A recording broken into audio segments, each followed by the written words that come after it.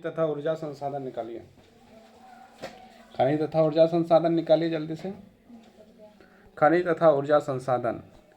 Haven अपने पिता के साथ दूर गांव में से गुवाहाटी आया है। वह लोगों के घरों जैसी अजीब चीज़ों के जाते देखता है जो सड़क पर चलती है। वह एक रसोई को भी बहुत से घरों के साथ जाते देखता है। वह आश्चर्य से अपने पिता से पूछता है, अरे ये तो गड़बड़ हो गया। तो हम लोग यहाँ पर देख रहे हैं खनिज तथा ऊर्जा संसाधन, है ना। खनिज और ऊर्जा संसाधन, तो क्या एक रसोई घर को भी बहुत घरों के साथ जाते देखता है। युवा आश्चर्य से अपने पिता से पूछता है, पिताजी हमारा घर इस प्रकार क्यों नहीं चलता है जैसा कि उसने गुवाहाटी में देखा है। मतलब क्या है कि गुवाहाटी का जो घर जो चल रहा है, उसके पिता ने बताया घर नहीं है, ये बसें व गाड़ियाँ हैं। वो क्या घर नहीं था, वो क्या था, बसें और गाड़ियाँ था। हमारे घरों की तरह ये ईंटों और पत्थरों से बनी नहीं है। इन्हें बनाने में लोहा, एल्युमिनियम धातुओं का प्रयोग किया गया। मतलब जो घर हम लोग बनाए हैं उसमें क्या है, कौन सा बना है, वो जो ईंटा पत्थर से बना है, लेकिन उसमें जो है कि बनाया गया, उसमें क्या बनाया गया, लोहा से, है ना, एल्युमिनियम लोहा से। तो उसको जो इस तरह डिजाइन किया गया कि घर जो है कदम चलाओ, जितना दूर लेके चलना है। जैसी धातुओं का प्रयोग किया जाता है, ये अपने आप नहीं चलते हैं, ये इंजन द्वारा संचालित होते हैं। मतलब जो गाड़ी चल रहा था ना, कार, गाड़ी, बोलेरो, स्कॉर्पियो, तो वो सब जो है चल रहा था। तो वो सब क्या था, वो सब उसको लगा कि सब घर है और घर जो है चल रहा है, इधर से उधर चल रहा है। तो उसने कहा कि घर जो है चल रहा है, तो बोला घर घर नहीं है, क्या है, गाड़ी है, गाड़ी गाड़ी गाड़ी गाड़ी। ये अपने आप में नहीं चलते हैं, इसमें इंजन और जो भी चीज़ है उसका किससे चलता है, इंजन से चलता है। यदि इंजन निकाल दिया जाए तो गाड़ियाँ चलेगा, कैसे नहीं चलेगा, आराम से चलेगा। इंजन निकाल देंगे, धकल धकल के चलाएंगे तो नहीं चलेगा। बताओ चलेगा कि नहीं चलेगा। हाँ, इंजन नहीं बुझता है। इंजन जो है कि गाड़ी में होता है और वो मशीन है, और वो मशीन यदि नहीं रहेगा तो गियर भी लगाओ नहीं लगाओ तो कोई टेंशन ही नहीं, वो अपना चलने वाला नहीं। इंजन जब गाड़ी का नहीं रहता, गाड़ी नहीं चलता है उसे। फिर जो है ऐसे गाड़ी चलता ही नहीं, गाड़ी को चलाया जाता है कि नहीं। गाड़ी को जो है कौन क्या करता है, चलाया जाता है। तो गाड़ी चलेगा तब जब इंजन सही रहेगा। और इंजन को चलाने के लिए ऊर्जा चाहिए, और इंजन को चलाने के लिए क्या चाहिए, ऊर्जा चाहिए। जैसे दो चक्का गाड़ी में क्या है, चलाते हैं तो उसका इंजन होता है, उसको ऊर्जा चाहिए। ऊर्जा कहाँ मिल रहा है, पेट्रोल देते हैं तो ऊर्जा मिल गया, पेट्रोल से ऊर्जा मिल गया, डीजल से ऊर्जा मिल गया। इसके बाद जो है कि अब बहुत सारा गाड़ी जो डीजल और पेट्रोल का नहीं है, मतलब कौन सा गाड़ी है, बैटरी वाला है, तो उसको चार्ज करना पड़ता है, ठीक है ना। बताइए ऐसे नो देख कर रहा, बोलो यस। तो ये समझ में आ गया। उसके बाद जो है कि मतलब ऊर्जा की आवश्यकता है हर गाड़ी को, है कि नहीं, गाड़ी की आवश्यकता है। और यदि ऊर्जा गाड़ी को क्या, इंसान को भी आवश्यकता है। इंसान को यदि 10 दिन खाने के लिए ना दो तो उसका चल पाएगा, हाँ बताओ चल पाएगा का, बड़ी भूख लग जाएगा उसका बेचारा, फिर जो है कि खटिया में सूत जाएगा और बोलेगा हमको खाना दो। तो ऊर्जा हर क्षेत्र में, हर लोगों को, हर वस्तु को जो है ऊर्जा की आवश्यकता होती है कि नहीं, होती है कि नहीं होती है। अब आगे देखिए, हम अपनी रोज़मर्रा की ज़िंदगी में धातु से बनी विभिन्न वस्तुओं का प्रयोग करते हैं। यदि हम लोग रोज़ का देखें, हर दिन देखें, तो हम लोग हर वस्तु का जो उपयोग करते हैं और वो किसी न किसी धातु से बना है। जैसे प्लास्टिक का इस्तेमाल कर रहे हैं, कलम कलम लिखेंगे तो क्या प्लास्टिक है, तो क्या है, धातु है। उसमें जो है आगे साइड में क्या लगा हुआ है, लोहा लगा हुआ है, लगा है कि नहीं। हम लोग बैग का इस्तेमाल कर रहे हैं, बैग का इस्तेमाल कर रहा है, तो बैग का इस्तेमाल कर रहा है तो क्या से बना है, कपड़ा का बना हुआ है, और फिर लोहा भी है कि नहीं। इसके बाद हम लोग किताब का इस्तेमाल कर रहे हैं, किताब में रिपीट है तो भी लोहा में है। उसके बाद मूड होते हैं तो उसमें जो है कि क्या है, प्लास्टिक के ब्रश से मूड होता है तो भी जो है धातु है। कुछ लोग प्लास्टिक से नहीं धोता है, कुछ लोग दांते ना सीधे बासी में खाना शुरू कर देता है कि नहीं। कुछ लोग जो है कि दातन से मूड होता है, तो ये भी चीज़ है, बच्चा लोग सब इससे है ना, समझ में आया। तो हम लोग जो है हर समय किसी न किसी, अब देखो सब हो गया, उसके बाद यदि हम लोग को जाना है कहीं तो गाड़ी से जाता है, पैदल नहीं जाता है। साइकिल से भी नहीं जाता है ना, साइकिल से भी जाने के लिए नहीं खोजता आजकल। तो साइकिल से जाना, गाड़ी से जाना, 2 चक्का से जाना, 4 चक्का से जाना, ये सब क्या है, कहीं ना कहीं धातु से बना हुआ है। क्या धातु से बना है कि नहीं, नहीं बना है। क्या आप अपने घर के प्रयोग की जाने वाली धातुओं के बनी चीज़ों की सूची बना सकते हैं, क्यों नहीं बना सकते, आराम से बना सकते हैं। आराम से बैठ के बनाते रहना। ये धातुएं कहाँ से आती है, ये धातुएं कहाँ से आती है बताओ। आपने पढ़ा है कि भूपट्टी, पृथ्वी की ऊपरी परत, विभिन्न खनिजों का योग से बनी चट्टानों से निर्मित है। इन खनिजों के उपयुक्त शोधन करके ही ये धातुएं निकाली जाती हैं। खनिज हमारे जीवन के अति अनिवार्य भाग हैं। लगभग हर चीज़ जो हम इस्तेमाल करते हैं, है ना, इस्तेमाल क्या करते हैं, एक सुई, सुई देखा है, सुई, सुई क्या होता है, जो सुई धागा वाला सुई की बात किया जा रहा है। एक वो सुई होता है जो इंजेक्शन, उसको भी सुई बोलता है कि नहीं, और उसको लगाया जाता है, उसमें क्या केमिकल भर के मार दो, सुई टपाक के मार देता है कि नहीं। 100 डिग्री बुखार हो जाएगा तो 2 गो सुइया, 100 डिग्री बाद ही लगता है। कैसन कौन बोला। 100 डिग्री और फिर एक 99 एक छोटी सी सुई से लेकर एक बड़ी इमारत तक, मतलब ये जो घर का जो इमारत बना, जो इमारत तक, या फिर एक बड़ा जहाज आदि सभी खनिजों से बने हैं। रेलवे लाइन तथा सड़क के पत्थर, हमारे औजार तथा मशीनों सभी खनिजों से बने हैं। कारें, बसें, रेलगाड़ियां, हवाई जहाज सभी खनिज निर्मित हुए हैं और धरती से प्राप्त ऊर्जा संसाधनों द्वारा संचालित होती है। यहाँ तक कि भोजन में भी खनिज होते हैं जिसे हम खाते हैं। भोजन में हम लोग खाते हैं, उसमें लोहा होता है, उसमें पता है कि नहीं होता है, आयरन होता है कि नहीं, बोलो। यहाँ तक कि भोजन में खनिज होते हैं जिसे हम खाते हैं। मनुष्य ने विकास में सभी अवस्था में अपनी जीविका तथा सजावट, मतलब देखो पहले खाने में ध्यान देता है, फिर जो क्या है सजावट में। जैसे देखो पहले जो है कि नहाएगा, और बाद जो क्रीम लगाएगा, और बाद फिर सेंट लगाएगा, फिर की लगाएगा पता नहीं। इसी प्रकार घर में भी सजावट, घर में क्या है, घर यदि रूम है उसको पहले जो है कि साफ़ सफाई करेगा, और साफ़ सफाई करने के बाद उसमें जो बल्ब लगाएगा, उसमें जो है कि क्या क्या लगाएगा, उसमें ड्राइंग करेगा। जैसे मेरा रूम है, देखो कितना कितना फूल है लगा हुआ है, बड़ी फूल है जाली। हाँ बहुत ज़्यादा फूल है, देखो कोना कोना में फूल लगा हुआ है कितना, कौन वो है ना है कि नहीं। डिजाइन वाला और रोज़ फूल लगता है ना, सोचो कितना फूल लगाते हैं, बकरा लोग। है ना। तो ये भी चीज़ है। यहाँ तक कि भोजन में खनिज होते हैं, हम खाते हैं। मनुष्य ने विकास की सभी अवस्था में अपनी जीविका तथा सजावट के बारे में। त्यौहार भी, धार्मिक अनुष्ठान के लिए भी खनिजों का प्रयोग होता है कि नहीं। ये सब सारा चीज़ में क्या चीज़ का प्रयोग होता है, खनिज का प्रयोग होता है। खनिज दंतमंजन से एक उज्जवल मुस्कान, है ना। दंतमंजन आपके दांत साफ करते हैं। दंतमंजन मतलब क्या, दंत और मंजन मतलब दांत को मंजो, है ना। जैसे थाली मांजना तो दांत को मांजना, है ना। दंत माने दांत और मंजन माने दांत को मांजना, है ना।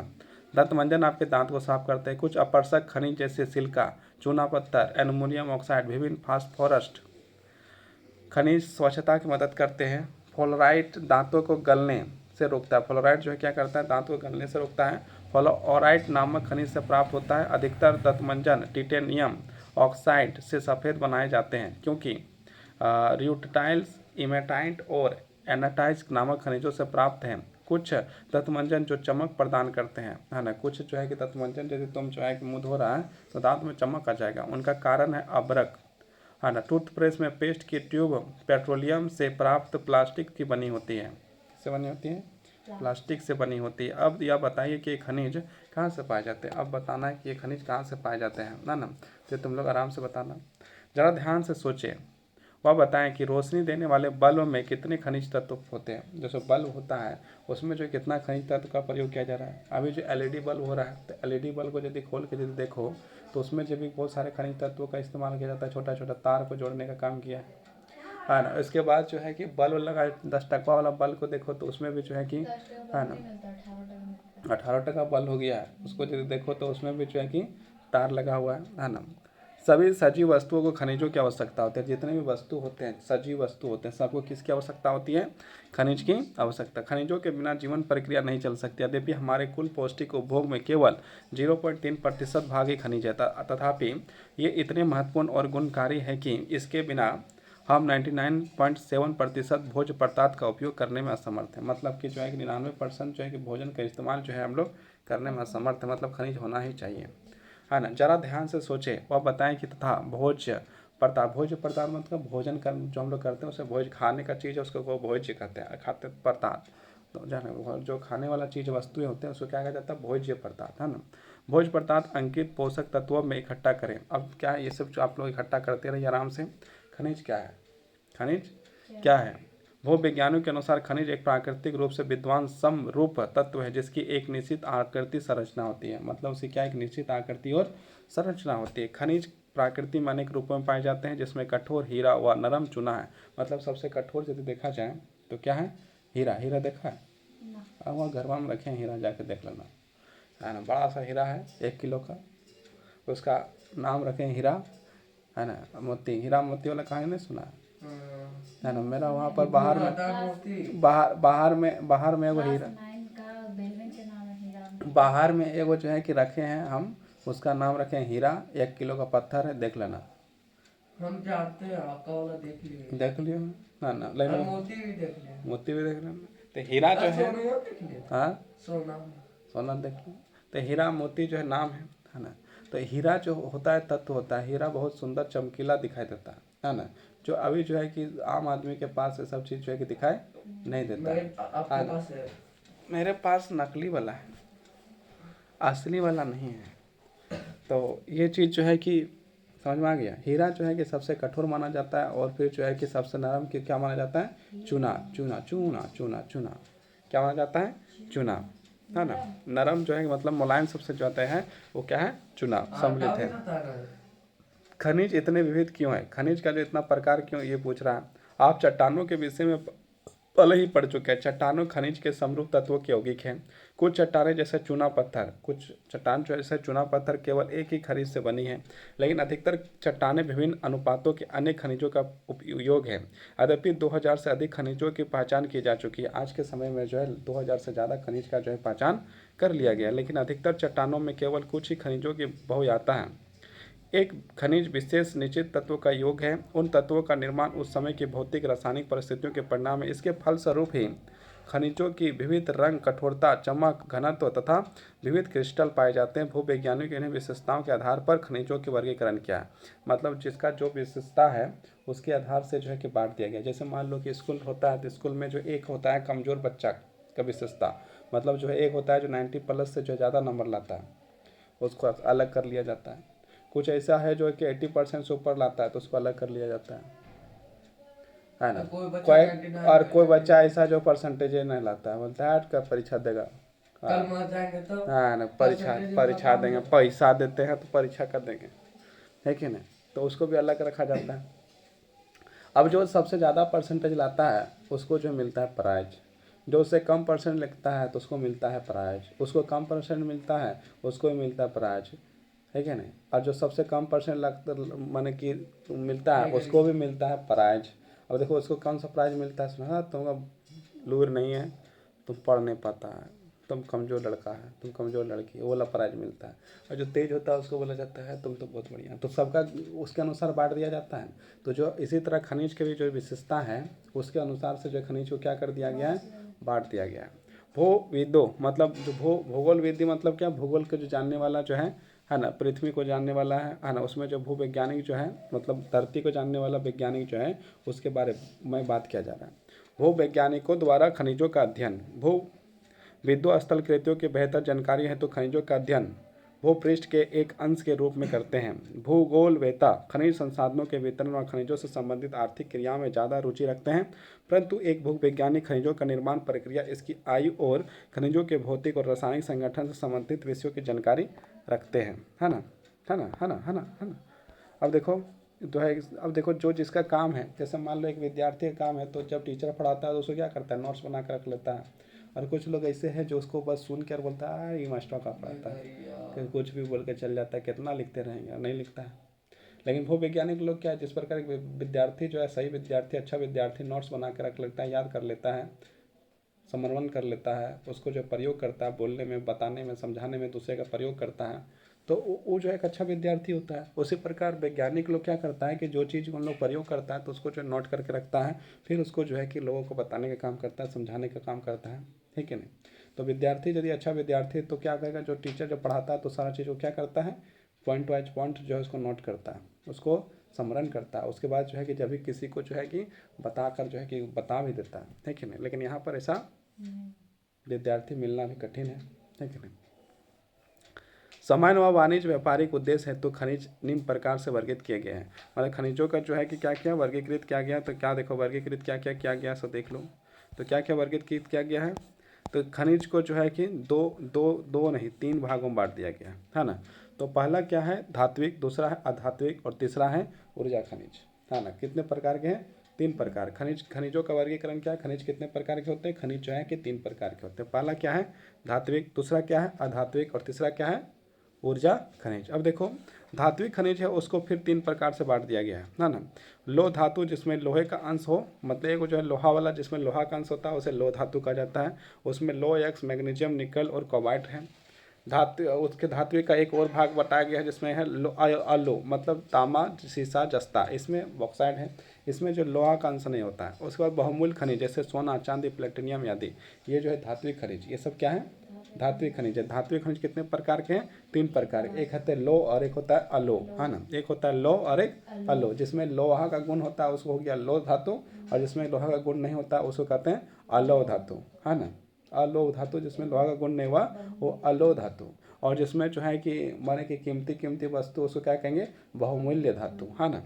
अब क्या है ये चीज़ हो गया। अधात्विक क्या है, अधात्विक जो है अबरक नमक पोटास सल्फर चूना पत्थर संगमरमर बलुआ ये सब जो है सब क्या है अधात्विक है। और ऊर्जा खनिज क्या है, कोयला पेट्रोलियम तथा प्राकृतिक गैस ये जो है कि ऊर्जा खनिज है। तो खनिज को कितने वर्गों में बांटा गया था, 2 वर्गों में, नहीं 3 वर्गों में, है ना। इसको थोड़ा सा आगे ख़त्म कर लेते हैं। यहाँ पर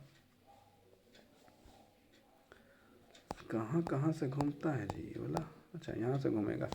देखो खनिज की उपलब्धता, खनिज कहाँ से पाए जाते हैं। सामान्यतः खनिज अयस्कों में पाए जाते हैं। किसी भी खनिज में अन्य अवयव तथा तत्वों के मिश्रण का संचयन है ना।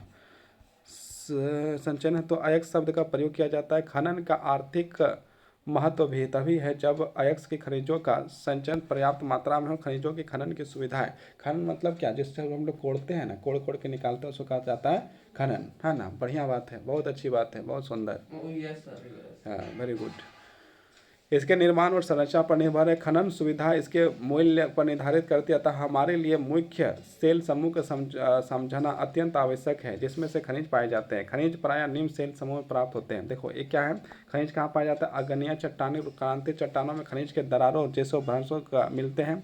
तो कहाँ पाया जाता है, क्या है अग्नेय चट्टान, है ना। क्रांतीय चट्टानों के खनिज दरारों भ्रंशों व विद्रोह में मिलते हैं। छोटे जमाव सिराओं के रूप में और बृहद जमाव पर के रूप में पाए जाते हैं। इसका निर्माण भी अधिकतर उस समय होता है जब ये तरल अथवा गैसीय अवस्था के दरारों के सहारे भूपृष्ठ की ओर धकेले जाते हैं। ऊपर आते हैं ये ठंडे होकर जम जाते हैं। जब ऊपर आता है तो क्या हो जाता है, जम जाता है ना, जम जाता है। और मुख्य धात्विक खनिज जैसे जस्ता तांबा जिंक और सीसा आदि इसी सिराओं के जमाव के रूप में प्राप्त होता है। जब ऊपर आ जाता है तो उसको निकाल के फिर ले आता है। अग्नेय चट्टानों से मिलने वाला खनिज हो गया।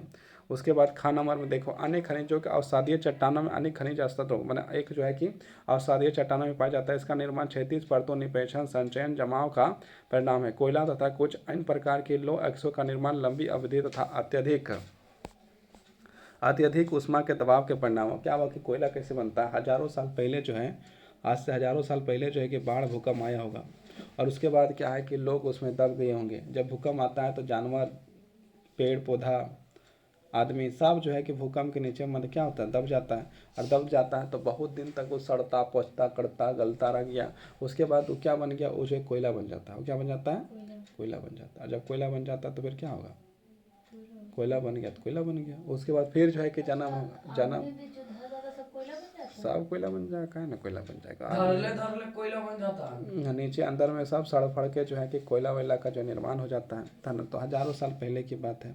अब कोई आदमी बनता है नहीं बनता वो चीज़ जाकर जांच करके आना। तुम लोग जब वैज्ञानिक बनेगा तुमको बताना कि आदमी भी नीचे जाकर जो है कि कोयला बनता है का, जिसको गाड़ देता है। हाँ नहीं वो वाला गाड़ने वाला नहीं है। मतलब हजारों साल पहले यदि कोई आदमी भूकंप के कारण से यदि वो नीचे गड़ गया या जिंदा बनता कि ऐसे भी मर, हाँ वो वाला तुम जिंदा बनता है। जिंदा में कोई कोयला बनता है, क्या बात बोल रहे बोरा जिंदा धंसेगा तो तब भी कोयला बनेगा का। हाँ तो ये चीज़ जो है कि जिंदा धंसेगा तो धंसने के बाद वो मृत हो जाता है। मृत्यु होता है तब वो बनता है, और जिसको गाड़ा जाता है वो हम नहीं जानते हैं, हाँ ना, वो वाला तुम हमको पता करके बताना, है ना। आप मास्टर इसलिए पूछ रहे। हाँ तो मैं स्टूडेंट है इसलिए तुमको बोल रहे हैं, बोला तुम हमको बताना। अवसादीय चट्टानों दूसरे श्रेणी खनिजों जैसे जिप्सम पोटास नमक सोडियम सम्मिलित इनका निर्माण विशेषकर सूक्ष्म प्रदेशों के वाष्पीकरण के कारण सर्व। और जो है कि जो नमक वमक का क्या है वाष्पीकरण होता है। वाष्पीकरण मतलब क्या होता है, जब पानी पानी पानी पानी पानी जो होता है उसमें जो सूरज का प्रकाश पड़ता है तो प्रकाश पड़ने से फिर जो है कि वाष्पीकरण मतलब वाष्प बन के उड़ जाता है। तो फिर उसे नमक वमक बनाया जा सकता है जो अनेक प्रदेशों में बनाया जाता है। खनिजों के निर्माण की एक अन्य विधि धरातलीय चट्टानों का अपघटन है। चट्टानों में घुलनशील तत्वों का अपरदन के पश्चात अयस्क वाली अवशिष्ट चट्टानें रह जाती है। बॉक्साइट निर्माण इसी प्रकार से, जो बॉक्साइट है उसका निर्माण इसी प्रकार से होता है। पहाड़ियों के आधार तथा घाटियों तल की रेत में जड़ोल जमाव के रूप में भी कुछ खनिज पाए जाते हैं। ये निपेज प्लेसर निपेज के नाम से जाने जाते हैं। इसमें प्राय ऐसे खनिज होते हैं जो जल द्वारा घर्षित नहीं होते हैं। इन खनिजों में सोना, चांदी, टिन, प्लेटिनियम प्रमुख है। मतलब पानी में भी तुमको जो है सोना चांदी मिल सकता है, इसलिए ढंग से जाकर देखना, है ना।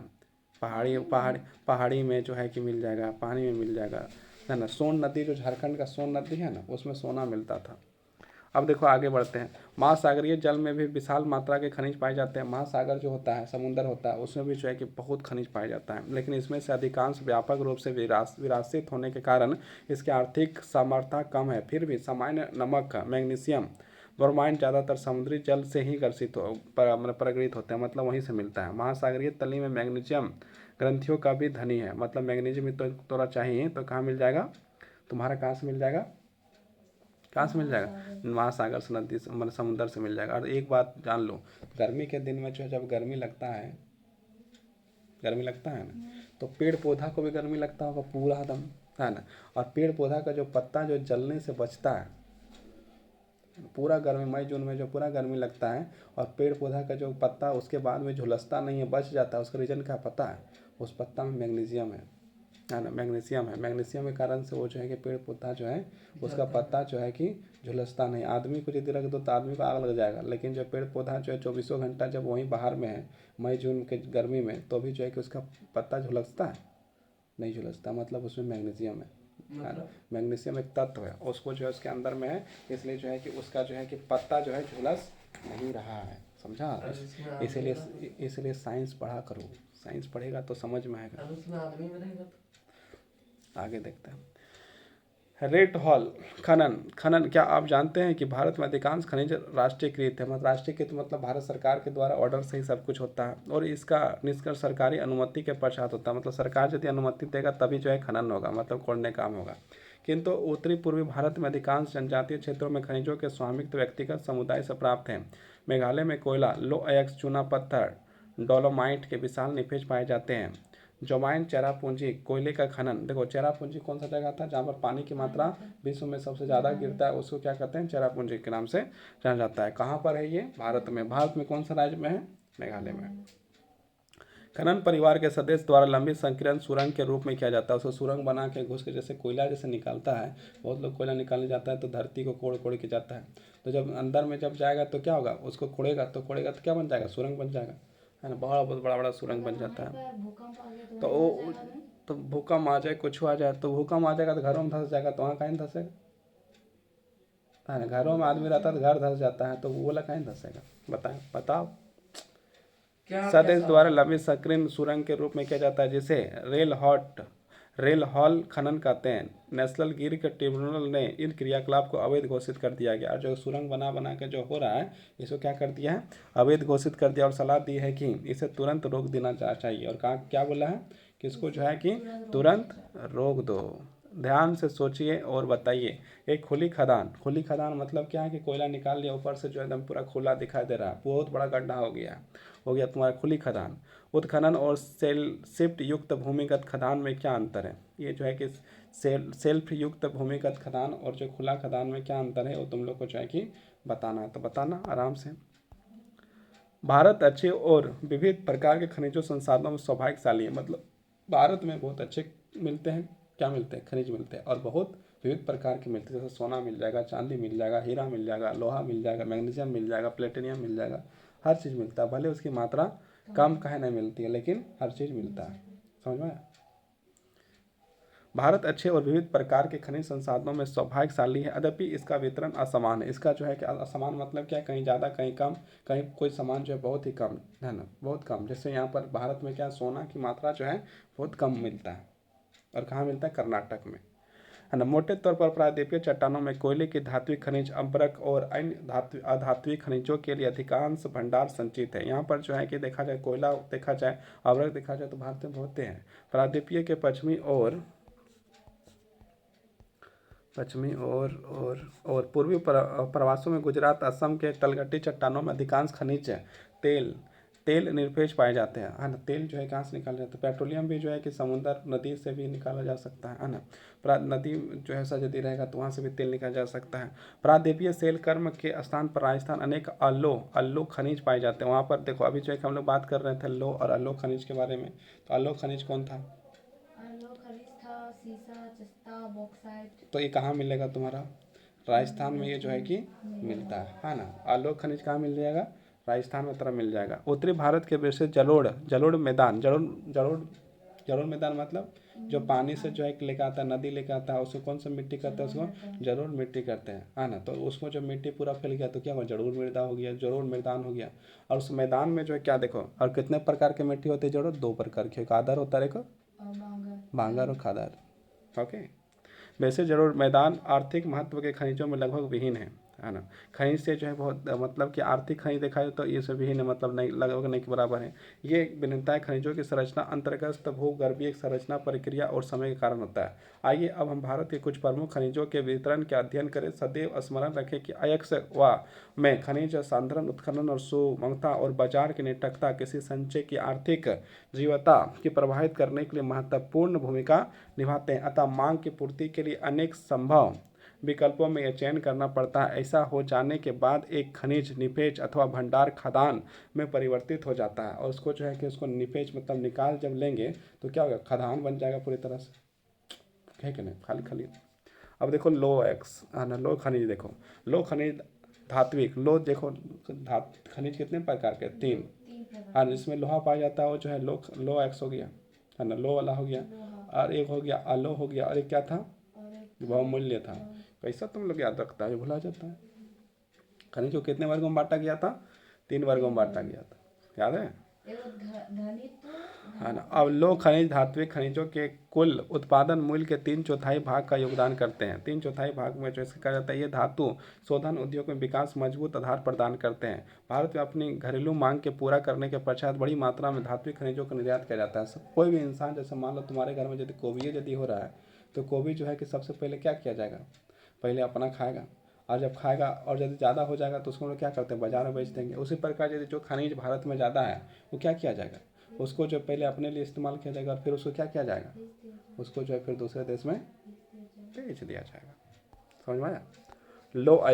लो एक्स एक आधारभूत खनिज है तथा औद्योगिक विकास की रीढ़ है। लो एक्स जो है क्या है? एक प्रकार से जो है कि विकास का रीढ़। कहेंगे देखो तो हर चीज़ में लोहा दिखाई देता है, कांटी से लेकर बेंच टेबल बक्सा तक सब जो है कि लोहा दिखाई देता है। तो वो इम्पोर्टेंट है कि नहीं, लोहा, है ना। लो एक्स एक आधारभूत खनिज है तथा औद्योगिक विकास की रीढ़। भारत में लो एक्स के विपुल संसाधन विद्यमान है, मतलब बहुत है। भारत का उच्च कोटि का लोहा सुक्त लो एक्स में धनी है। मेटाटाइट्स सर्वोत्तम प्रकार का लो एक्स है। जो मेटाटाइट्स जो होता है लोहा का भी प्रकार होता है, उसमें से सबसे उच्च स्तर का लोहा जो है उसको क्या कहा जाता है? मैग्नेटाइट्स जो है कि जो है लोहा का सबसे अच्छा गुणवत्ता वाला लोहा आता है, जिसमें से 70% लोहांश पाया जाता है। इसमें सबसे चुंबकीय गुण होता है। इसमें कौन सा गुण होता है?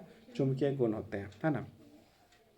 जो विद्युत के उद्योगों में विशेष रूप में उपयोगी है। हेमाटाइट सर्वाधिक महत्वपूर्ण औद्योगिक लो एक्स है जिसका अधिकतम मात्रा में उपभोग होता है। इसमें जो है कि हेमाटाइट्स का ज़्यादा इस्तेमाल किया जाता है ना। किंतु इसमें से लो एक्स की मात्रा मैग्नेटाइट्स की अपेक्षा थोड़ी कम होती है। मैग्नेटाइट जो सबसे अच्छा लोहा है ना, तो इसमें जो है हेमाटाइट्स जो है कि मैग्नेटाइट्स से जो है कि कम जो है इसका माने क्वालिटी में कम है ना।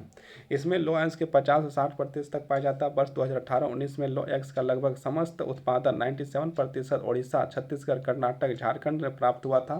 शेष उत्पादन 3% अन्य राज्यों में हुआ था। मतलब लोहा का जितना उत्पादन हुआ कहाँ कहाँ हुआ था? कर्नाटक, छत्तीसगढ़, उड़ीसा, झारखंड में हुआ था। बाकी यदि देखा जाए 97% यहाँ से हो गया था। और जो 3% जो उत्पादन हुआ कहाँ हुआ? अन्य राज्यों से उत्पादन हुआ था। तब हम लोग नेक्स्ट, क्या आप जानते हैं कन्नड़ भाषा में कुदिरे शब्द का अर्थ घोड़ा। कर्नाटक के पश्चिमी घाट की सबसे ऊंची चोटी घोड़े के मुख से मिलती जुलती है। जो तुम्हारा जो है कर्नाटक का एक जो है कि वहाँ पर चोटी है, उसका घोड़ा का मुंह जैसा होता है ना, उस तरह से मिलता जुलता है। बेल डाला की पहाड़ियाँ बेल की ढील से मिलती जुलती है। बेल ढाड़िया जो है नाम में रखा है बेला ढाड़िया, तो उसमें जो है उसका बेल के मुंह से उसका जो है कि मिलता जुलता है, बेल जैसा, जिसके कारण इसका नाम पड़ा। मतलब यही नाम से कारण इसका नाम पड़ा था, है ना। अब हम लोग जो है कि आगे बढ़ते हैं। अब हम लोग उड़ीसा झारखंड की, देखो यहाँ पर लो एक्स की पेटियाँ, वो जो बीच बीच में कुछ कुछ आ जाता है ना, प्रचार आ जाता है समझो तो, मतलब कुछ जानने योग्य बातें। भारत में लो एक्स की पेटियाँ, उड़ीसा झारखंड पेटी, मतलब कहाँ कहाँ पाया जाता है वो चीज़ बात कर रहा है। उड़ीसा में उच्च कोटि का हेमेटाइट, कौन सा लोहा पाया जाता है? हेमेटाइट पाया जाता है ना। हेमेटाइट लोहा किस्म की लो एक्स मयूरभंजक व केंदुझर जिलों में बादाम पहाड़ खानों में निकाला जाता है। इसी ने सन्निहित झारखंड के सिंहभूम जिले में गुना और नवामुंडी में, देखो झारखंड में जो है गुआ और कहाँ पाया जाता है? नवामुंडी। कौन सा जिला में? सिंहभूम जिला में जो है नवामुड़ी और गोवा में हेमेटाइट एक्स का खनन किया जाता है, मतलब वहाँ से लोहा निकाला जाता है। दुर्ग, बस्तर, चंद्रपुर देखा है? चंद्रपुरा देखा है कि नहीं? चंद्रपुर महाराष्ट्र में। चंद्रपुर पेटी, यह पेटी महाराष्ट्र और छत्तीसगढ़ राज्यों के अंतर्गत पाई जाती है। दुर्ग, बस्तर, चंद्रपुर पेटी कहाँ पाया जाता है? महाराष्ट्र और छत्तीसगढ़ राज्यों में अंतर्गत पाई जाती है। छत्तीसगढ़ के बस्तर जिले में बेलाढीला पहाड़ी श्रृंखला के अति उच्चतम कोटि का हेमेटाइट पाया जाता है। कौन सा लोहा पाया जाता है? हेमेटाइट लोहा पाया जाता है। लोहा 3 प्रकार के होते बताएंगे इसके बाद, जिसमें से इस गुणवत्ता के लोहा का 14% जमा मिलते हैं। इसमें से इस्पात बनाने के आवश्यक सर्वश्रेष्ठ भौतिक गुण विद्वान होते हैं। इन खदानों का लो एक्स विशाखापट्टनम पत्तन में जापान तथा दक्षिण कोरिया में निर्यात किया जाता है। कहाँ भेजा जाता है इसको?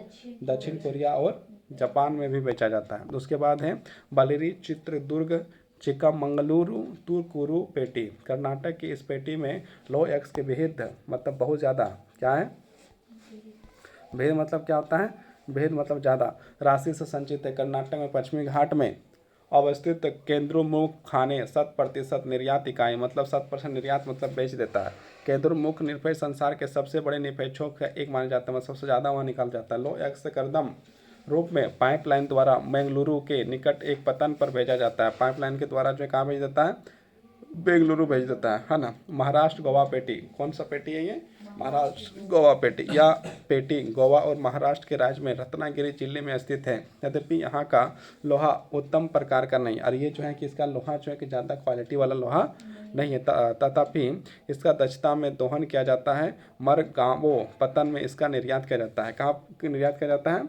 मरगांवों में। अब देखो मैंगनीज के बारे में बात करते हैं।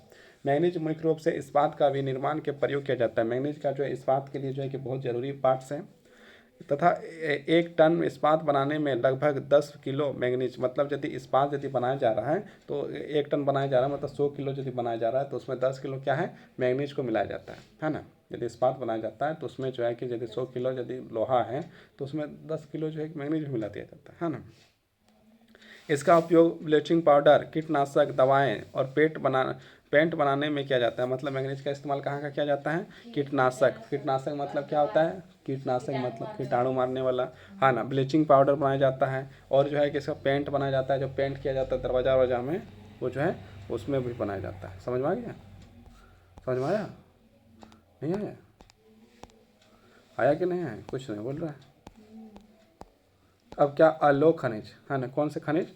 अलोक खनिज भारत में अलोक खनिजों के संचित राशि का उत्पादन अधिक संतोषजनक नहीं है, मतलब अलोक खनिज भारत में ज़्यादा नहीं है।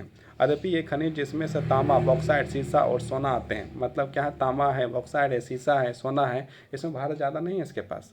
धातु शोधन, इंजीनियरिंग तथा विद्युत उद्योगों में महत्वपूर्ण भूमिका निभाते हैं, है ना। इसमें क्या है? तांबा, जैसे जो तांबा का तार होता है कि नहीं होता है? तो इसमें जो है कि लाइन पार होता है, उसमें करंट पार होता है, तो एक प्रकार से जो है कि विद्युत में जो ज़्यादा काम आ रहा है। लेकिन भारत के पास ज़्यादा ये सब चीज़ नहीं है। आइए हम तांबा बॉक्साइट का वितरण को समझें, है ना। तांबा के बारे में देखते हैं, है ना। तांबा, भारत में तांबे का भंडार उत्पादन कार्तिक रूप से न्यून है, मतलब बहुत कम है। भारत में तांबा जो है बहुत कम है। धातुवर्थ तन्य और ताप का सुचालक होने के कारण तांबे का उपयोग मुख्यतः बिजली के तार बनाने में, कौन सा तार बनाने के लिए? इलेक्ट्रॉनिक और रसायन उद्योग में किया जाता है। मध्य प्रदेश में बालाघाट खदानें देश का लगभग 52% तांबा उत्पादन करती है। कहाँ पर? मध्य प्रदेश से कौन सा है? बालाघाट में जो है 52% जो है कि वहीं पर जो है उत्पादन होता है। तथा झारखंड का सिंहभूम जिला तांबे का मुख्य उत्पादक है, और झारखंड में जो है सिंहभूम जिला, वहाँ पर तांबा जो है निकलता है। इसके बाद भी झारखंड में गरीबी, उसके बाद भी अशिक्षा है, इसके बाद भी बेरोजगारी है, इसके बाद भी जो है नेता लोग बोलता है गरीबी दूर कर देंगे। जबकि झारखंड के पास लगभग सब धातु जो है कि लगभग पाया जाता है। राजस्थान की खेतकड़ी खदानें में तांबे के लिए प्रसिद्ध है, मतलब झारखंड में सिंहभूम जिला में मिल जाता है, मध्य प्रदेश में बालाघाट में मिल जाता है ना, मिलता है कि नहीं। और राजस्थान में खेतड़ी में जो मिल जाता है, क्या मिल जाता है, तांबा मिल जाता है। क्या मिलता है, तांबा, है ना। क्या मिला हो, तांबा। अब देखो बॉक्साइट, बॉक्साइट क्या होता है देख तो पहले। बॉक्साइट यद्यपि अनेक अयस्कों में एल्युमिनियम पाया जाता है ना, परंतु सबसे अधिक एल्युमिनियम के लिए जैसे दिखने वाले पदार्थ बॉक्साइट से ही प्राप्त किया जाता है ना। बॉक्साइट से एल्युमिनियम प्राप्त किया जाता है। बॉक्साइट की निपेचों की रचना एल्युमिनियम के सिलिकेटों से समृद्ध व्यापक विभिन्नता वाली चट्टानों में विघटन से होती है। एल्युमिनियम एक महत्वपूर्ण धातु है क्योंकि यह लोहे जैसी शक्ति के साथ साथ अत्यधिक हल्का होता है। देखो लोहा जैसा जो मजबूत होता है और क्या होता है, इसका वजन भी जो है कम होता है एवं सुचालक भी होता है। ये जो क्या होता है, सुचालक, मतलब यदि उसमें बिजली यदि दौड़ाया जाए, करंट यदि दिया जाए तो जो है पास कर जाएगा।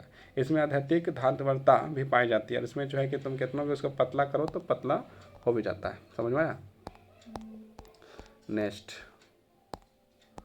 है ना, भारत में बॉक्साइट के निपेश मुख्यतः अमरकंटक, पठार, मैकाल। देखो कहाँ पाया जाता है, अमरकंटक में पाया जाता है, अमरकंटक पठार पाया जाता है, मैकाल पहाड़िया तथा बिलासपुर कटनी के पठारी प्रदेश में पाए जाते हैं। उड़ीसा का सबसे बड़ा बॉक्साइट उत्पादक राज्य। उड़ीसा में जो है कि सबसे ज़्यादा क्या मिलता है, बॉक्साइट का उत्पादन होता है। बॉक्साइट का यदि पूछा जाए भारत में सबसे ज़्यादा बॉक्साइट कहाँ मिला जाता है, तो उड़ीसा में मिला जाता है। 2018-19 या कोरापुट जिले में पंचम माली निपेज राज्य में सबसे महत्वपूर्ण बॉक्साइट निपेज थे। अब यहाँ पर सोचो, जरा ध्यान से सोचे, बताइए भारत के भौतिक मानचित्र पर बॉक्साइट के खाने चिन्हित करें। तो भारत का जो है कि मानचित्र है उसको देखो और आराम से उसमें जो है क्या करना है, तुमको देखना है कि बॉक्साइट चिन्हित करने के लिए बोला तो करना। एल्युमिनियम की खोज में के बाद सम्राट नेपोलियन तृतीय अपने कपड़ों पर एल्युमिनियम से बने हुक का बटन पहनता था। जो सम्राट तृतीय जो नेपोलियन है ना, वो जो है कि जैसे आज हम लोग बटन लगाते हैं तो बटन की जगह क्या लगाता था, हुक लगाता था। काची का हुक लगाता था, एल्युमिनियम का हुक लगाता था। कौन लगाता था, नेपोलियन तृतीय, है ना, नेपोलियन तृतीय या 3, समझ में आया। तथा अपने खास मेहमानों को एल्युमिनियम से बने बर्तनों भोजन कराता था। और जो उसका खास मेहमान होता था उसको क्या, एल्युमिनियम के बर्तन से जो है खाना खिलाता था। आम मेहमानों को सोने व चांदी के बर्तनों में भोजन परोसता था। जो आम मेहमान रहता था जिसको है ना, उसको सोना चांदी खिलाता। एल्युमिनियम सस्ता, एल्युमिनियम देखो घरे में बर्तन है दुनिया भर के। तो हमको जो है कि खिलाने के लिए जब बारी आता तो हम बोलते कि हमको जो है सोना चांदी वाला खिला, है ना। एल्युमिनियम का बर्तन से खाना जो है नुकसानदायक भी होता है ना। तो जो है कि यदि हमको सोना चांदी में खाने तो उसमें जो है कि लाभदायक होता है। पहले राजा महाराजा जो है कि सोना चांदी के बर्तन में खाया करते थे और आज हम लोग किस में खाया करते हैं। सबसे अच्छा है पत्तल, कोई टेंशन नहीं, धोने का भी टेंशन नहीं, बस खाओ और फेंको।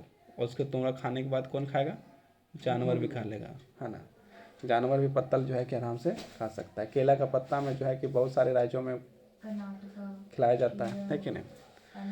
तो कितना बढ़िया बात है ना। जब आम आदमी आता था उसको जो है कि ख्याल था सोना चांदी में, मेहमान वाला आम आदमी माने कि उसका जो है जिसको जब बहुत अच्छा इंपॉर्टेंट उसको लगता था उसको एल्युमिनियम के बर्तन में खिलाता था। कौन खिलाता था, नेपोलियन थर्ड। और जब जो है कि उसका जो खास मेहमान नहीं आता था उसको किस में खिलाता था, सोना चांदी में। तो मस्त है कि नहीं। भोजन पुरस्कार, इस घटना के 30 वर्ष बाद पेरिस में भिखारियों के पास एल्युमिनियम के बर्तन एक आम बात बन गई। और इसके बाद जो है कि उसका 30 वर्ष के बाद जो है क्या हुआ कि जो भिखारी लोग हैं पेरिस में, जो भिखारी लोग था, पेरिस माने कहाँ, फ्रांस में। पेरिस कहाँ है, फ्रांस में। वहाँ जो भिखारी लोग हैं ना, उन लोग 30 वर्ष के बाद जो है कि पूरा सब भिखारी के हाथ में क्या है, एल्युमिनियम का बर्तन है। तो सोचो खास आदमी को खिला रहा था एल्युमिनियम के बर्तन में, अब क्या सोचेगा भिखारी वाला जो है खाना में खा रहे हैं। सोचने वाली बात है। अब आगे देखते हैं अधात्विक खनिज। अबरक, अबरक, अबरक एक ऐसा खनिज है जो प्लेटों तथा परतरन कर में पाया जाता है। इसका चादरों के विघटन आसानी से हो जाता है। ये परतें इतनी महीन हो सकती है कि इसमें 1000 परतें कुछ सेंटीमीटर ऊंचाई तक समाहित हो सकते हैं। अबरक पारदर्शी काले, हरे, लाल, पीले तथा भूरे रंग का होता है। अबरक कितने रंग का होता है, तो हरा रंग का होगा, काला रंग का होगा, पीले रंग का और भूरा रंग का भी जो है कि होता है। अब थोड़ा इसको देखते हैं इधर। इसकी सर्वोच्च प्रावेदु शक्ति, ऊर्जा ह्रास के नियम, गुणांक, विषवाहन के गुण और उच्च वोल्टेज के प्रतिरोधता का कारण अभ्रक विद्युत का इलेक्ट्रॉनिक उद्योग में प्रयुक्त होने वाले अप्रवाही खनिजों में से एक है। ये भी जो है कहाँ बिजली के लिए उत्पादन में इसका भी जो है कि इस्तेमाल कर दिया जाता है। अभ्रक के निपेश छोटा नागपुर, देखो छोटा नागपुर किसको, झारखंड, ये भी जो है कहाँ पाया जा रहा है, झारखंड में। तो अभी झारखंड में गरीबी दूर होते हैं, है ना। छोटा नागपुर पठार के उत्तरी पठारी किनारों में पाए जाते हैं। बिहार झारखंड के कोडरमा कहाँ पाया जाता है, कोडरमा, गया और हजारीबाग। गया कहाँ है, बिहार में है। हजारीबाग कहाँ है, झारखंड में है। कोडरमा कहाँ है, झारखंड में। मतलब जो है कि ज़्यादा कहाँ पाया जा रहा है, झारखंड में। और गया में भी पाया जाता है, तो गया कहाँ है, बिहार में है ना। पेटी अग्रणी उत्पादक है। राजस्थान के मुख्य अभ्रक उत्पादन क्षेत्र में अजमेर के आसपास पाया जाता है। और राजस्थान में अजमेर जो है वहाँ पाया जाता है। आंध्र प्रदेश में नेल्लोर और अभ्रक पेटी में भी देश के महत्वपूर्ण उत्पादक पेटी है, वहाँ भी जो है कि पाया जाता है। अभ्रक जो है कि आंध्र प्रदेश में पाया जाता है। अब चट्टानी खनिज, चूना पत्थर। चूना पत्थर देखते हैं। चूना पत्थर कैल्शियम या कैल्शियम कार्बोनेट तथा मैग्नीशियम कार्बोनेट से बनी चट्टानों में पाया जाता है। यह अधिकांश अवसादीय चट्टानों में पाया जाता है। चूना पत्थर कहाँ पाया जाता है, अधिकतम अवसादीय चट्टानों में पाया जाता है। चूना पत्थर सीमेंट उद्योग का एक मतलब जो सीमेंट बनता है ना, उसमें जो चूना का जो है बहुत ज़्यादा योगदान है। अगर ये चूना पत्थर नहीं रहता तो उतना सीमेंट भी नहीं बन पाता। आधारभूत कच्चा माल है, मतलब कच्चा माल मतलब क्या है, चूना पत्थर को लेकर जाया जाता है और उसमें जो सीमेंट का जो है कि रूप उसको दिया जाता है। और लो परगलन की भट्टियों के लिए अनिवार्य है। मतलब इसमें भी थोड़ा सा सोचने के लिए दिया है। मानचित्र का अध्ययन करिए तथा बताएं कि छोटा नागपुर के क्षेत्र में खनिजों का भंडार क्यों है। पूछा है जो है कि ये जो है ना, ज़रा सोचिए और बताइए कि मानचित्र का अध्ययन करने के लिए बोला छोटा नागपुर में जो है खनिजों का भंडार कहाँ और क्यों है, उसको पूछा गया। तो ये बोला तुम लोग जो है कि आराम से क्या करना है, क्या करना है, जो करना है उसको करना है, मतलब ठीक करना है, मन देखना है। मानचित्र देखने आता है। हाँ, तो खनन को घातक उद्योग, खनन को क्या कहा जाता है, घातक उद्योग बनने से रोकने के लिए ऋण सुरक्षा विनियम और पर्यावरणीय कानूनों का क्रिया, मतलब कि जो है कि उसको घातक उद्योग ना बन जाए, इसलिए जो है कि जो है कानून भी जो है कि लगा रे लगा प्रेम, मतलब कि उसमें कानून लगा दिया जाता है ना। खनन के जोखिम खतरे, देखो खनन में भी जो है कि यदि कोई गड्ढा करके अंदर जा रहा है, खनन कर रहा है, खोद रहा है, तो उसका भी खतरा होगा कि नहीं होगा। आदमी रोड में चलता है तो खतरा है, बताओ। अब रोड में चल रहा है, पीछे से आके गाड़ी ठोक दिया तो खतरा। कल ही जो एक्सीडेंट हो गया था, किसका, कहाँ? हाँ ना, चंद्रपुरा में एकदम बड़ा खून निकल रहा था पेड़ से एक पूरा, उंगली से काट के वही थी, काट गया काली उंगली, है ना, काट के निकाल दिया। है ना, फेंका गया एकदम।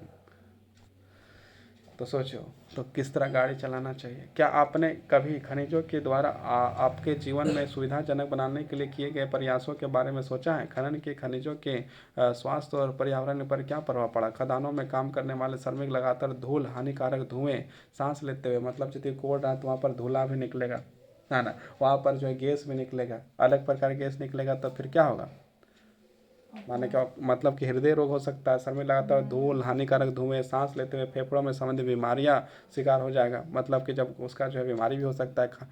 खदानों में छतों से गिरने वाले सैलाब, माने कि उसने जो गड्ढा किया ऊपर से जो है सैलाब, मतलब मिट्टी गिर गया तो उसमें भी दब के मर सकता है। सैलाब आने पर, कोयले की खदानों पर आग लगने पर, अब मान लो कि कोयला खदान में आग लग गया तो आग से जल के मर सकता है। खतरे खास श्रमिक के लिए अस्थायी है। खदान क्षेत्र में खदनों के कारण जल स्रोत पर संपूर्ति से, मतलब वहाँ का पानी, जैसे मान लो कोयला निकाल रहा है तो वहाँ का पानी क्या आदमी का चाहेगा कि थोड़ा पी ले, तो पी पाएगा, क्यों नहीं पी पाएगा, क्या पानी जो है कि शुद्ध नहीं है। अवशिष्ट पदार्थों तथा खनिज तरल मलबे का एक खत्ता लगाने के भूमि पर मिट्टी का अवशेष होता है और सरिताओं तथा नदियों का प्रदूषण बढ़ता है। सरिताओं मतलब समुद्र, नदी, तो सब जो है वहाँ पर क्या है, उसका प्रदूषण भी जो है क्या करता है, बढ़ते चला जाता है, बढ़ते चला जाता है, बढ़ते चला जाता है, बढ़ते चला जाता है। समझ में आया, नहीं आया।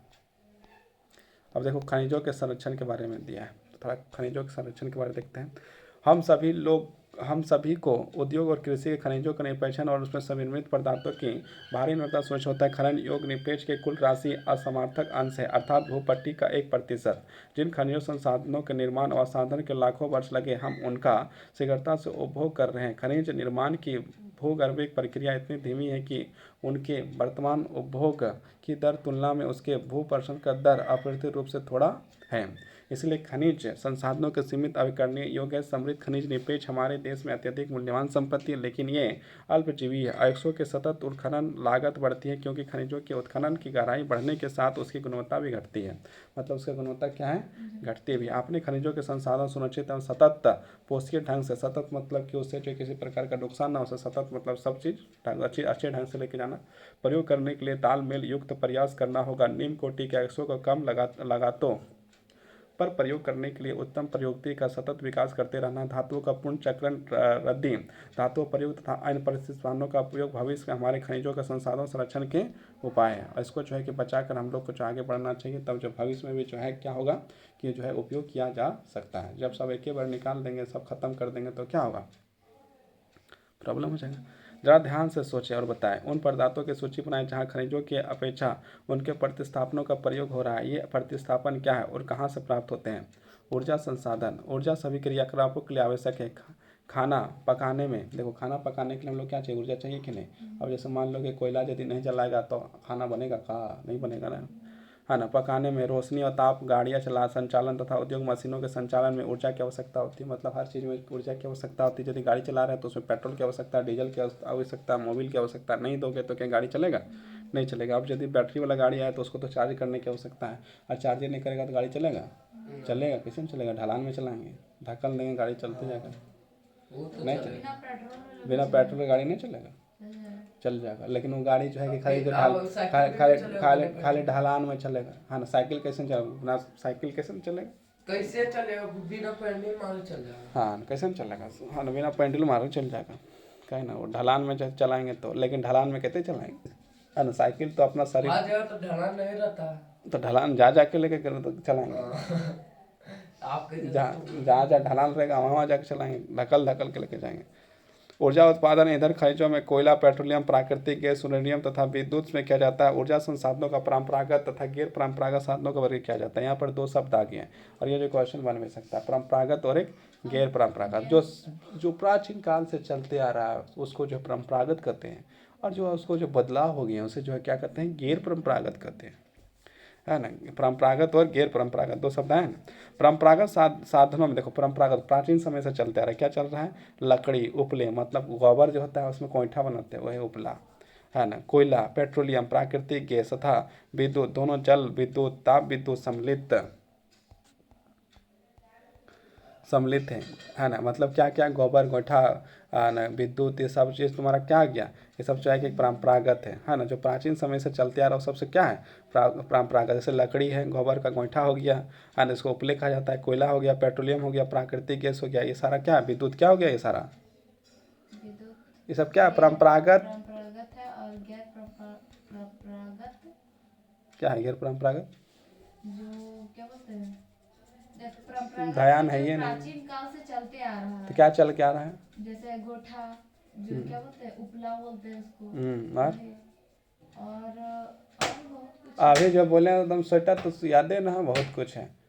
पेट्रोलियम हो गया, हाँ, प्राकृतिक गैस हो गया, है ना, विद्युत हो गया, लकड़ी हो गया, उपले हो गया। मैंने समझ नहीं आ रहा जब तक जो है कि ध्यान जो है पूरा दुनिया घूम रहा है, यहाँ पर है ये नहीं। अब देखो गैर परंपरागत, गैर परंपरागत में आता है सौर, सौर मतलब सूरज के जो है रोशनी, पवन, ज्वारीय, भूतापीय, बायोगैस, परमाणु ऊर्जा, ये सब जो है गैर परंपरागत में आता है। ग्रामीण भारत में लकड़ी और उपले बहुयाता में प्रयोग किया जाता है। जो ग्रामीण इलाका होता है वहाँ पर जो है लकड़ी का इस्तेमाल ज़्यादा किया जाता है, गोइठा का इस्तेमाल ज़्यादा किया जाता है। एक अनुमान के अनुसार ग्रामीण घरों में आवश्यक ऊर्जा का 70% अधिक इन दोनों संसाधनों से प्राप्त होता है, लेकिन अब घटते वन क्षेत्र के कारण इसका उपयोग करते रहना कठिन होता है। मतलब ज़्यादा इस्तेमाल अब करना सही नहीं है ना, क्या कि वन जो है कि कम हो रहा है। इसके अतिरिक्त उपलों का उपभोग भी हस्तांतरित किया जा रहा है क्योंकि इससे सर्वाधिक मूल्यवान खाद्य का उपभोग होता है जिसे कृषि में प्रयोग किया जाता है। मतलब गोइठा को भी जो है कह रहा है कि इसको जो है कि जलाने की जरूरत नहीं, क्योंकि उसको जो है क्या किया जा रहा है, खेत में डालने से जो है ज़्यादा फसल होता है ना। और उसको जला के ख़त्म कर देते हैं तो फिर दिक्कत है ना। अब देखो परंपरागत में क्या जाएगा, कोयला, क्या हो जाएगा, कोयला। परंपरागत में क्या जाएगा, परंपरागत ऊर्जा के स्रोत कोयला आ जाएगा। तो कोयला के बारे में देखते हैं। भारत में कोयला बहुयाता में पाए जाने वाला जिसम ईंधन है, मतलब जलने वाला है ना। कोयला भारत में बहुत पाया जाता है, देश की ऊर्जा आवश्यकता के महत्वपूर्ण भाग प्रदान करता है। इसका उपयोग ऊर्जा उत्पादन तथा उद्योग, घरेलू जरूरतों के लिए आपूर्ति किया जाता है। भारत में अपनी वाणिज्य की आवश्यकताओं की पूर्ति है तो मुख्यतः कोयले पर निर्भर है। जैसा कि आप पहले ही जानते हैं कि कोयले का निर्माण पादाप पदार्थों के लाखों वर्षों में संपीड़ित हुआ है, मतलब लाखों साल के बाद जो है कोयला बनता है। इसलिए संपीड़न की मात्रा, गहराई तथा दबने के समय के आधार पर कोयला के अनेक रूपों में पाया जाता है। कोयला जो है अनेक अनेक रूप में पाया जाता है। दलदलों के क्षय होते हुए पदार्थों के पीट उत्पन्न होता है, जिसमें से कम कार्बन, नमी और उच्च ताप होता है। लिग्नाइट एक नीम कोटि का भूरा कोयला होता है। लिग्नाइट क्या है? एक जो है कि भूरा कोयला दिखता है, भूरा जैसा। यह मुलायम होने के, हाँ है ना, यह मुलायम होने के साथ अधिक अधिक अधिक अधिक अधिक के बाद तो मैपे दे दिया बड़का जबर, है ना, मैप दिया। मैप में कहाँ कहाँ कोयला जो होता है उसके बारे में बताएगा, तो यहाँ देखना है ना। अधिक नियत युक्त होता है। लिग्नाइट के प्रमुख भंडार तमिलनाडु के नवेली में मिलते हैं और विद्युत उत्पादन में प्रयोग किए जाते हैं। मतलब कोयला से जो है कि विद्युत भी बनाया जाता है, मतलब बिजली। गहराई में दबे अधिक तापमान में प्रभावित कोयले के बिटुमिन्स कोयला कहा जाता है। वाणिज्य प्रयोग में सर्वाधिक लोकप्रिय धातु शोधन उच्च कोटि के बिटुमिन्स जो है कि इसको जो है ज़्यादा बेचने वाला कोयला का प्रयोग किया जाता है, जिसका लोहे में परगण के विशेष महत्व होता है। 28 सर्वोत्तम गुण वाला कठोर कोयला है। एंथ्रेसाइट जो है, एंथ्रेसाइट्स कोयला का सबसे सर्वश्रेष्ठ मात्रा वाला कोयला है। सबसे बढ़िया कोयला यदि पूछा जाए तो कौन सा कोयला है? एंथ्रेसाइट है ना। यदि पूछेगा कोयला का सबसे अच्छा गुण वाला कोयला कौन है, तो एंथ्रेसाइट। सब कोयला का नाम भी होता है? हाँ, तो कोयला को हम लोग जो कोयला जलाते हैं, कौन सा कोयला है? वो जा पूछो अपना मास्टर से जाके स्कूलवा में कि हम लोग जो जलाते हैं कौन कोयला है। कोयला कितना प्रकार का होता है, हम लोग जलाते हैं कौन कोयला है, कहीं नहीं पूछता। लेते जाना, बोलने वाला बताओ कौन सा कोयला है। विद्युत कोयला। भारत में कोयला के दो प्रमुख भूगर्भ युग सेल कर्म पाया जाता है। एक गोंडवाना जिसकी आयु 200 लाख वर्षों में कुछ अधिक है, और दूसरा टाइटरियरी निपेज का जो लगभग 55 लाख वर्ष पुराना है। गोंडवाना कोयले जो धातु शोधन कोयला है, ये प्रमुख संसाधन दामोदर घाटी, पश्चिम बंगाल, झारखंड, झरिया, रानीगंज, बोकारो में स्थित है। सब चीज़ जो है कोयला यहाँ पाया जाता है। जो महत्वपूर्ण कोयला क्षेत्र में गोदावरी, महानदी, सोन और वर्धा नदियों की घाटियों में भी कोयले का जमाव पाए जाते हैं। टरसियारी कोयला के क्षेत्र में उत्तर पूर्वी राज्यों मेघालय, असम, अरुणाचल प्रदेश, नागालैंड में पाया जाता है। यह समर्थन कर रहे हैं कि कोयला स्थूल पदार्थ है जिसका प्रयोग करने पर भार घटता है, क्योंकि यह राख की परिवर्तित हो जाता है। इसी कारण भारी उद्योग तथा ताप विद्युत गृह कोयला क्षेत्रों में उसके निकट के ही स्थापित किए जाते हैं, है ना। इधर मतलब कोयला पूरा पाया जाता है झारखंड में। इसलिए कोयला जो झरिया में जल रहा है, जलते जा रहा है। पेट्रोलियम देखो, पेट्रोलियम भारत में कोयला के पश्चात दूसरा प्रमुख संसाधन पेट्रोलियम खनिज तेल है। पेट्रोलियम यह ताप प्रकाश के लिए ईंधन, मशीनों के स्नेहक और अनेक निर्माण उद्योग को कच्चा माल प्रदान करना, तेल शोधन, सलाह, संश्लेषित उर्वरक, असंख्यक रसायन उद्योग में नोशनल बिंदु काम करती है। भारत में अधिकांश पेट्रोलियम की उपस्थिति टर्शियरी युग की सेल संरचनाओं की अनियमित भ्रंश टेप पाई जाती है। वलन अपतित गुलबंदों और प्रदेशों में वहाँ पाया जाता है। वहाँ उत्पादन के शीर्ष में तेल टेप हुआ होता है। तेल धारक परत संदर्भ चूना पत्थर, बालवाई पत्थर होता है, जिसमें से तेल प्रभावित हो सकता है। मध्यवर्ती अर्धपरत तेल का ऊपर उठने वाला नीचे सिरने पर रोकती है। पेट्रोलियम समुद्र के रूप में चट्टानों के बीच टेप के पाया जाता है। प्राकृतिक गैस हल्की होने के कारण खनिज तेल ऊपर पाई जाती है। भारत में मुंबई है। देखो पेट्रोलियम जब होता है ना, पेट्रोलियम से ही जो है कि तरह पेट्रोल बनता है। पेट्रोलियम से ही तुम्हारा क्या केरोसिन तेल बनता है। पेट्रोलियम से ही आपका डीजल बनता है। पेट्रोलियम से ही आपका क्या बनता है, इस सब तेल बनता है, जिसको जो है गाड़ी में डाल के जो है चला जाता है। तो पेट्रोलियम जो है क्या ऊर्जा का क्षेत्र है। हर दिन जो है लाखों करोड़ों लीटर जो है पेट्रोल खत्म हो रहा है। मतलब नीचे से वो अथी होता है। हाँ, नीचे से तो हम भी सोचे थे केरोसिन तो नीचे से होता है। धरती के नीचे से पेट्रोलियम निकल जाता है, और जब पेट्रोलियम को साफ किया जाता है तो उसमें से पेट्रोल बनता है। उसी में से जो है कि तुम्हारा केरोसिन तेल बनता है, उसी में से तुम्हारा डीजल बनता है, उसी से तुम्हारा मोबिल बनता है। समझ में आया। और भारत पे ये कहाँ निकाला जाता है, तो भारत में जो मुंबई एक जगह है ना, भारत में मुंबई, महाराष्ट्र में, उसको कहा जाता है मुंबई है, वहाँ से तेल निकाला जाता है। गुजरात और असम के प्रमुख पेट्रोलियम उत्पादक क्षेत्र। भारत के मानचित्र में 3 प्रमुख अप्रिय तेल चिन्हित करें। मतलब वहाँ पर मानचित्र देखो भारत का, वहाँ पर तुम जो है कि चिन्हित करो। अंकलेश्वर गुजरात का सबसे महत्वपूर्ण तेल क्षेत्र है। असम भारत का सबसे पुराना क्षेत्र उत्पादक राज्य रहा है। असम जो है कि सबसे पुराना रहा है तेल वाला चीज़ में। डिगबोई, नकरकटिया, मोराइन, गुरीजहन इस राज्य में महत्वपूर्ण तेल उत्पादक क्षेत्र है। अब देखो हम लोग देखते हैं प्राकृतिक गैस। प्राकृतिक गैस पेट्रोलियम के भंडार साथ में पाई जाती है। और जब कच्चे, ये क्या है प्राकृतिक गैस, जैसे CNG, LPG, ये सब क्या है प्राकृतिक गैस है। जब कच्चे तेल का सतह लाया जाता है तो यह मुक्त हो जाती है। इसका उपयोग घरेलू औद्योगिक ईंधन के रूप में किया जाता है। इसका उपयोग बिजली के क्षेत्र में ईंधन के रूप में बिजली पैदा करने के लिए और हीटिंग उसमें कर रासायनिक पेट्रोकेमिकल और उर्वरक उद्योग के कच्चे माल के रूप में, परिवहन ईंधन के रूप में, खाना पकाने के रूप में। जैसे तुम लोग का जो है कि क्या होता है, जो गैस सिलेंडर मिलता है उसमें भी जो है कि क्या होता है, प्राकृतिक गैस का इस्तेमाल किया जाता है ना। और सीएनजी का इस्तेमाल, पीएनजी क्या कहते हैं, एलपीजी का इस्तेमाल जो किया जाता है। गैस के बुनियादी ढांचे विस्तार कर स्थानीय स्तर में गैस वितरण सीओडी नेटवर्क का विस्तार के साथ प्राकृतिक गैस पसंदीदा परिवहन ईंधन सीएनजी और घरों में खाना पकाने के लिए ईंधन पीएनजी। सीएनजी क्या होता हाँ ना, पीएनजी होता है जो घरवा में जो खाना बनाता है, जो सिलेंडरवा में, उस गैसवा का नाम है पीएनजी, है ना, के रूप में उभर कर रहा है। भारत के प्रमुख गैस भंडार मुंबई और अन्य संबंध के क्षेत्र में पश्चिमी तट में पाए जाते हैं, जिसको संभात बेसिनी में पाए जाने वाले क्षेत्रों को संपूरित करते हैं। पूर्वी घाट पर कृष्णा गोदावरी बेसिन प्राकृतिक गैस के नए भंडार की खोज हो गई। वहाँ पर एक कृष्णा और गोदावरी जो नदी के सामने जो है, वहाँ पर जो है क्या मिला है, नए गैस भंडार मिला है। वहाँ से जो है कि ये सब सीएनजी पीएनजी जो है कि निकलने का जो है जगह है, वहाँ से निकल सकता है। अब और थोड़ा सा देख लो।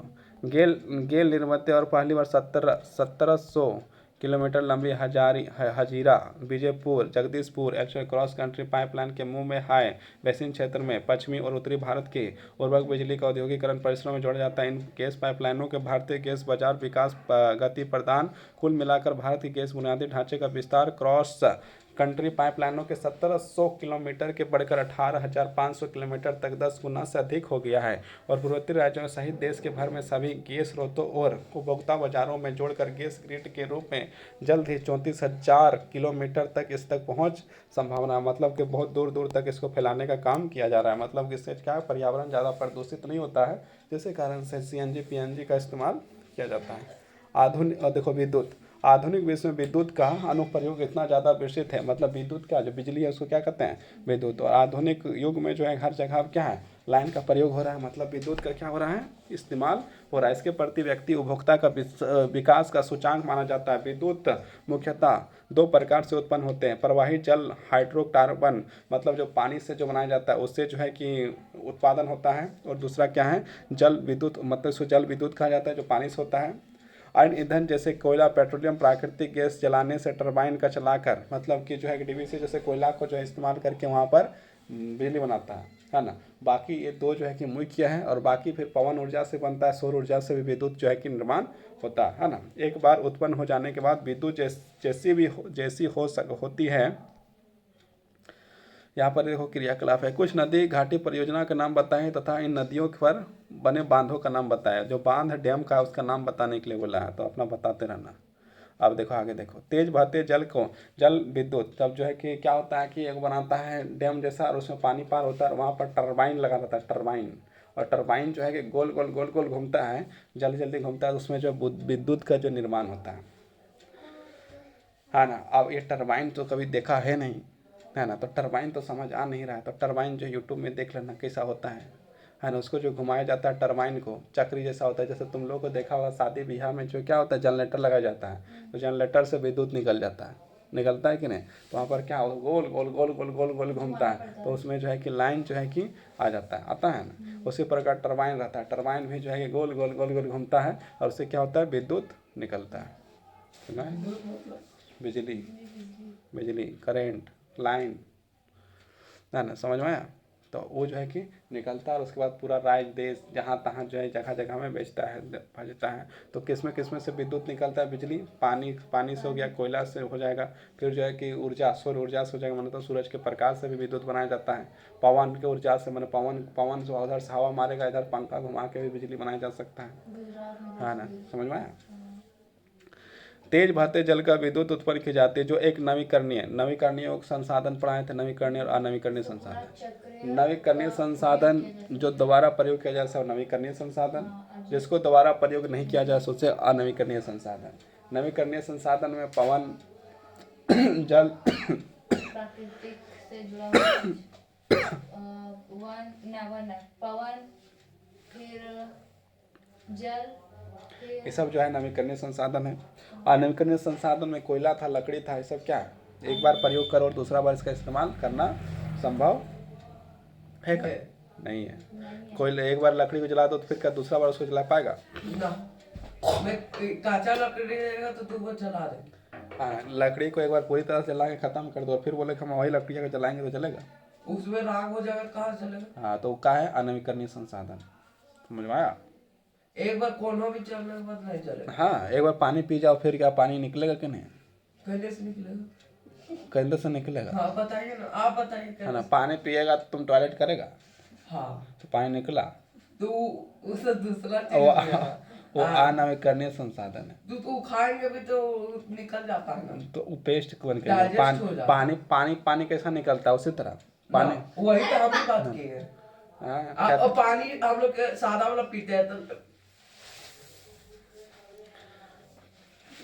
इसका मतलब है कि तुम जो है कि बैजा के साथ बैठता है। बैजा बहुत अच्छा लड़का है।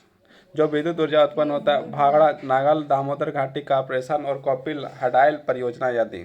ताप विद्युत, कोयला, पेट्रोलियम तथा प्राकृतिक गैस का प्रयोग उत्पन्न की जाती है तथा विद्युत गृह और नवीकरणीय योग्य जिसम ईंधन का प्रयोग विद्युत उत्पन्न करता है। अब देखो यहाँ पर है अपने राज्य के ताप विद्युत गृह जानकारी एकत्र कीजिए तथा उसमें प्रयुक्त ईंधन का नाम बताइए। अब क्या बोला कि अपने राज्य में जो है कि विद्युत जो उत्पन्न होता है कैसे कैसे होता है, क्या किस चीज़ का प्रयोग करके बनाता है उसके बारे में बताने बोला है। तो तुम लोग आराम से बताना, कोई दिक्कत नहीं, हम कभी कुछ नहीं बोलेंगे ना। तो अब देखो गैर परंपरागत ऊर्जा। ऊर्जा के बढ़ते उपभोग के देश में कोयला, तेल और गैस जैसे जीवाश्म ईंधनों का अत्यधिक निर्भर कर दिया है। गैस और तेल बढ़ती कीमतों में इसकी देखो, अब जो कि एक चीज़ हुआ जैसे कोयला का इस्तेमाल कर रहा है तो कोयला एक दिन खत्म हो जाएगा, धीरे धीरे कम हो जाएगा तो उसका कीमत क्या होगा? बढ़ते जाएगा। हम लोग पेट्रोल का इस्तेमाल कर रहे हैं, पेट्रोल का जो है कि उसका जो है धीरे धीरे खत्म हो जाएगा, वो अनवीकरणीय संसाधन है तो धीरे धीरे खत्म हो जाएगा तो उसका कीमत क्या हो जाएगा? बढ़ते जाएगा। तो जिसके पास ज़्यादा पैसा होगा उसके पास ये संसाधन होगा तो इसके जगह में क्या है विकल्प खोजने लगा है कि दूसरा दूसरा विकल्प हो, है कि नहीं? कहीं कोयला ख़त्म हो जाएगा तो भी तो रोटी पकाना है, तो भी तो गाड़ी चलाना है, तो क्या करेगा? उसके लिए ऊर्जा का इस्तेमाल करेगा ना। तो इसी के कारण से पवन ऊर्जा, जल ऊर्जा और कौन सा ऊर्जा, सौर ऊर्जा का इस्तेमाल करने में ज़्यादा ध्यान दिया जा रहा है आज के समय में सरकार। तेल की बढ़ती कीमतों तथा इसके समय कमी के भविष्य में ऊर्जा आपूर्ति की सुरक्षा के प्रति अनिश्चितता उत्पन्न कर दी है। इसके राष्ट्रीय अर्थव्यवस्था की वृद्धि पर गंभीर प्रभाव पड़ते हैं। इसके अतिरिक्त जीवाश्म ईंधनों का प्रयोग गंभीर पर्यावरणीय समस्या उत्पन्न करता था। नवीकरणीय योग्य संसाधन ऊर्जा संसाधन जैसे सौर ऊर्जा, पवन ऊर्जा, ज्वारीय ऊर्जा, जैविक ऊर्जा तथा अवशिष्ट पदार्थों के जनित ऊर्जा के बहुत जरूरत है। ये ऊर्जा गैर परंपरागत संसाधन, ये क्या है? गैर परंपरागत संसाधन इसे कहा जाता है। भारत में धूप, जल तथा जीवभार संसाधन समृद्ध। भारत में धूप है कि नहीं? रोद है ना, भारत में बड़ी रोद है। पवन है, हवा है कि नहीं? और पानी भी है। तो इससे जो है कि क्या बिजली बनाया जा सकता है, लेकिन बना रहा है कम, बना रहा है कम मात्रा में बन रहा है लेकिन बन रहा है। भारत में नवीकरणीय योग्य और ऊर्जा संसाधन विकास हेतु बृहद कार्यक्रम बनाए गए हैं, मतलब बहुत सारा काम जो है बनाया जा रहा है। अब है परमाणु तथा आणविक ऊर्जा। परमाणु तथा आणविक ऊर्जा अणुओं के संरचना को बदलने प्राप्त की जाती है। जब ऐसा परिवर्तन किया जाता है तो ऊष्मा के रूप में काफ़ी ऊर्जा विमुक्त होती है और इसका उपयोग विद्युत ऊर्जा उत्पन्न करने में किया जाता है। यूरेनियम और थोरियम झारखंड, राजस्थान, देखो थोरियम और यूरेनियम कहाँ पाया जाता है? झारखंड में पाया जाता है ना, और राजस्थान में पाया जाता है। अरावली पर्वत श्रृंखला में पाए जाते हैं। का प्रयोग परमाणु तथा आणविक ऊर्जा के उत्पादन में किया जाता है। इसमें परमाणु ऊर्जा का जो इस्तेमाल किया जाता है। केरल में मिलने वाली मोनाजाइट रेत में भी थोरियम पाया जाता है। वहाँ पर रेत जो है मिट्टी है, वहाँ पर क्या पाया जाता है? थोरियम पाया जाता है। अब देखो यहाँ पर बोला है भारत के मानचित्र के 6 परमाणु ऊर्जा संयंत्रों की अवस्थित दिखाएं। हाँ, मतलब को जो बता 6 को दिखाने, उसके राज्यों के नाम ज्ञात करें और इसमें से अवस्थित, मतलब कि उसको तुमको एक देखना भारत का मैप पर कहाँ कहाँ परमाणु ऊर्जा पाया जाता है, उस चीज़ के बारे में तुमको क्या करना है? बताना है, टिक करना है, टिक करके बताना है। अब देखो सौर ऊर्जा के बारे में देखो। भारत एक उष्णकटिबंधीय देश है। यहाँ सौर ऊर्जा के दोहन का असीम संभावना है। फोटोवोल्टाइक प्रौद्योगिकी द्वारा धूप के सीधे विद्युत में परिवर्तन किया जाता है। भारत के ग्रामीण तथा सुदूर क्षेत्रों में सौर ऊर्जा की तेजी से लोकप्रिय हो रही है। आज के समय जो सौर ऊर्जा से बहुत ज़्यादा जो है बढ़ाया जा रहा है। लोग जो है कि अपने अपने छतों में जो है कि सौर ऊर्जा का मतलब कि क्या लगा रहा है? क्या लगा रहा है उसको? सोलर पैनल लगा रहा है ना। कुछ बड़े सौर ऊर्जा संयंत्र देश के विभिन्न भागों में स्थापित किए जा रहे हैं। ऐसी अपेक्षाएं सौर ऊर्जा के प्रयोग में ग्रामीण घरों उपलब्ध लकड़ी निर्भरता पर नियंत्रण किया। देखो अब जब मान लो कि किसी के घर में यदि सौर ऊर्जा का अपना लगा लिया पूरा, हाँ ना, सोलर पैनल लगा लिया और अपना घर का पूरा चल रहा है, पूरा का पूरा जो है कि बिजली उसी में चल रहा है, तो क्या होगा? हम लोग को जो है कि बिजली लेना पड़ेगा का? जब बिजली नहीं लेंगे तो कब उसका बिल देना पड़ेगा का? जब बिजली नहीं लेंगे, बिजली का बिल भी नहीं देना पड़ेगा तो क्या हमका जो एक प्रॉफिट होगा या घाटा होगा या नुकसान होगा? प्रॉफिट होगा। वो भी नहीं। किसान क्या हाँ ना, बोलते हैं, उससे जो है कृषि के लिए भी इसका यूज करते हैं। हाँ ना, उसमें जो है कि तुम्हारा मशीन भी चल सकता है कि नहीं चल सकता है, हीटर भी चल सकता है कि नहीं चल सकता है। सब जब चल ही रहा है तो हम कौन सा ऊर्जा का इस्तेमाल करेंगे, सौर ऊर्जा का इस्तेमाल। इसलिए कॉलेज वॉलेज भी ना, विश्वविद्यालय इसमें देखा जाए तब नए नए सब लोग जो है कहाँ लगा रहा है, पैनल लगा रहा है। किस पैनल को लगा रहा है, सोलर लाइट पैनल लगाया जा रहा है। हाँ ना, और उसमें जो है क्या किया जा रहा है, उससे जो है कि मतलब बिजली, मतलब सूरज का जो प्रकाश उसको जो है पड़ता है, और पड़ने के बाद क्या है, सीधे उसमें जो है लाइट निकलता है, मस्त बैटरी चार्ज होता है कि नहीं। समझ में आया, नहीं आया।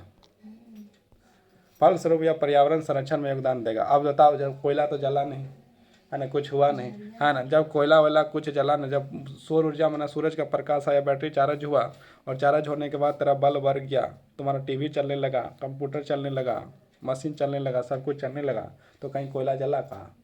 जब कोयला जला नहीं तो उसमें क्या तुम्हारा कार्बन डाइऑक्साइड निकला का, कार्बन मोनोऑक्साइड निकला का। जब नहीं निकला तो तुम्हारा क्या पर्यावरण खराब हुआ का, कहीं पर्यावरण का नुकसान हुआ का, हुआ का।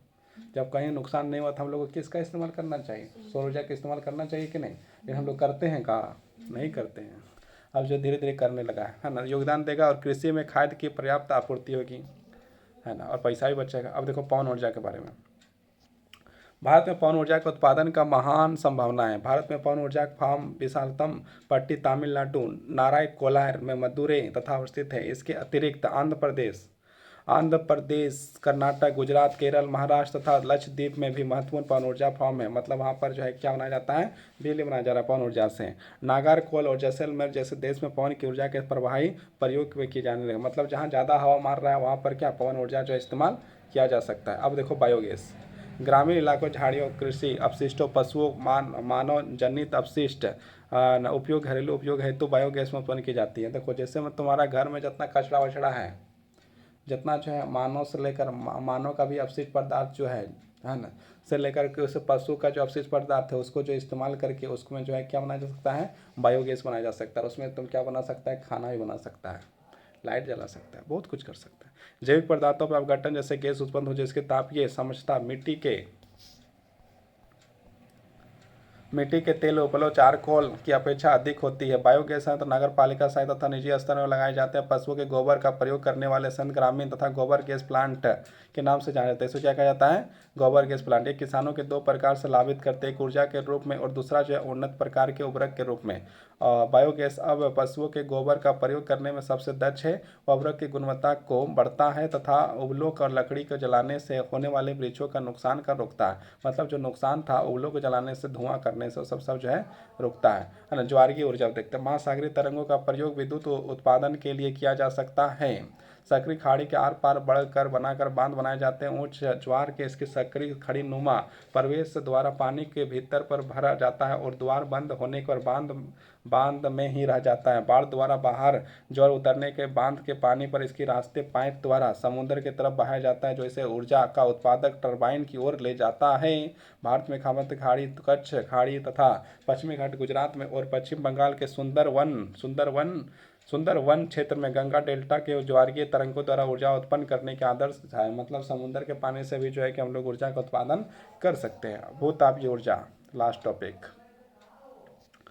पृथ्वी के आंतरिक भागों में ताप का प्रयोग उत्पन्न करने की जाने वाली विद्युत भूतापीय ऊर्जा कहते हैं। उसे क्या कहते हैं, आंतरिक भागों में जो उत्पन्न करते हैं उसे भूतापीय ऊर्जा के नाम से जाना जाता है ना। भूतापीय ऊर्जा इसलिए अस्तित्व में होती है क्योंकि बढ़ती गहराई के साथ पृथ्वी के परगामी ढंग से तप होती जाती है। जहाँ पे भूमि तापीय प्रवणता अधिक होती है वहाँ उथली गहराइयों पर अधिक तापमान पाया जाता है। ऐसे क्षेत्रों में भूमिगत जल चट्टानों उष्मा अवशोषण तप हो जाता है। इतना ही तप हो जाता है कि पृथ्वी की सतह की ओर उठता है तो यह ताप परिवर्तित हो जाता है। इसी भाप का टरबाइन चलाने में, इसमें भी क्या चला रहे हैं हम लोग, टरबाइन चला रहे हैं, और विद्युत को उत्पन्न करने के लिए किया जाता है। भारत में सैकड़ों गर्म पानी के चस्ते हैं जिसका विद्युत उत्पादन में प्रयोग किया जा सकता है। भूतापीय ऊर्जा के दोहन के लिए भारत में 2 प्रायोगिक परियोजना शुरू की गई है। एक हिमाचल प्रदेश मणिकरण के निकट पर्वतीय घाट में स्थित है तथा दूसरी लद्दाख में पूना घाटी में स्थित है। मतलब इसमें 2 जो है योजना चल रहा है। अब देखो ऊर्जा का संरक्षण, मतलब कि हम लोग का ये जो है खत्म हो गया चैप्टर, ऊर्जा का संरक्षण कैसे किया जाए उसके बारे में हम बात करते हैं। ऊर्जा का संरक्षण, ऊर्जा संसाधनों का संरक्षण। आर्थिक विकास के लिए ऊर्जा का आधारभूत आवश्यकता में राष्ट्रीय अर्थव्यवस्था के प्रत्येक सेक्टर, कृषि, उद्योग, परिवहन, वाणिज्य, घरेलू अवस्था के पूर्ति, ऊर्जा के निवेश आवश्यकता, स्वतंत्रता प्राप्ति के पश्चात की नियमित आर्थिक विकास योजना में चालू रखने के लिए ऊर्जा की बड़ी मात्रा की आवश्यकता थी। मतलब कोई भी काम हम लोग करते हैं तो ऊर्जा की आवश्यकता होती है कि नहीं होती है। तो इसको बचाने की जो है कि हम लोग काम करना चाहिए, आगे बढ़ना चाहिए और बहुत बढ़िया से करना चाहिए, सतत विकास करना चाहिए। फलस्वरूप पूरे देश में ऊर्जा के सभी प्रकारों का उपभोग और धीरे धीरे बढ़ रहा है। इस पृष्ठ में ऊर्जा के विकास में सतत पोषीय मार्ग को विकसित करने हेतु आवश्यकता है। ऊर्जा का संरक्षण, परिवर्तन, नवीकरणीय ऊर्जा संसाधनों का बढ़ता प्रयोग सतत पोषीय ऊर्जा के दो आधार हैं। वर्तमान भारत विश्व में अल्पमत ऊर्जा दशकों में गिना जाता है। हमें ऊर्जा के सीमित संसाधनों न्याय संगत उपयोग, सावधानीपूर्वक उपाय कर अपना होना।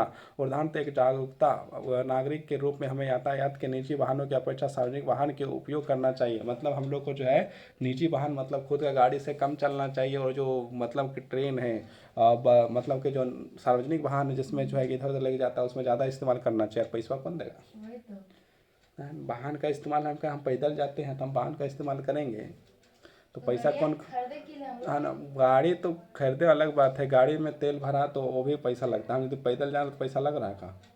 नहीं लग रहा। और हम जो है कि सार्वजनिक वाहन का इस्तेमाल करेंगे और बैठ के चल जाएंगे तो रोजे रोजे हमारा पैसा कौन दे देगा? कोई नहीं। है तो हम अपना सोच के चलेंगे। लेकिन क्या है, निजी वाहन से ज़्यादा जो सार्वजनिक वाहन का इस्तेमाल करना चाहिए, या तो फिर जो पैदल जाओ साइकिल से जाओ तो ज़्यादा बढ़िया है। वाहन की अपेक्षा सार्वजनिक वाहन का उपयोग करके जब प्रयोग ना हो तो बिजली बंद करके विद्युत देखो जब बिजली मतलब ज़रूरत ना हो तो क्या क्या बल्ब को बंद कर देना चाहिए। और हम लोग को ज़रूरत नहीं होता तो बल्ब क्या करते हैं, चालू कर देते हैं कि नहीं। जब जो चीज़ हम लोग जैसे हम लोग क्या कर एसी कूलर हो गया, फ्रिज हो गया, लाइट हो गया, इसका जब इस्तेमाल करना ना हो, ज़रूरत ना हो तो इसको बंद कर देना चाहिए। लेकिन क्या बंद करते हो? पंखा बंद करते हो? नहीं करते हो। तो इससे क्या होता है, बिजली का खपत हो रहा है। जब प्रयोग ना हो तो बिजली को बंद करके विद्युत बचत करने के उपकरणों का प्रयोग से तथा गैर पारंपरिक ऊर्जा संसाधनों के प्रयोग में हमारा छोटा सा योगदान दे सकते हैं। हम लोग छोटा सा योगदान दे सकते हैं, लेकिन हम लोग छोटा सा योगदान दे नहीं पा रहे हैं। हम लोग दे सकते हैं लेकिन देते हैं कहाँ? नहीं दे पाते हैं। तो देना चाहिए कि नहीं? तो दे देना चाहिए, तो दे दो। आखिरकार ऊर्जा की बचत ही ऊर्जा उत्पादन है। मतलब ऊर्जा की बचत ही जो है ऊर्जा का उत्पादन है। तो ये जो है चैप्टर समाप्त हुआ। ये अभ्यास के प्रश्न है, इसको जो है बनाना है। ये था तुम्हारा कौन सा चैप्टर था ये? खनिज चैप्टर 5। हाँ नहीं, एक दिन में जो है कि ख़त्म कर दिया, सोच लो। हाँ ना, खनिज तथा ऊर्जा संसाधन, ये तक आपका खनिज तथा ऊर्जा संसाधन।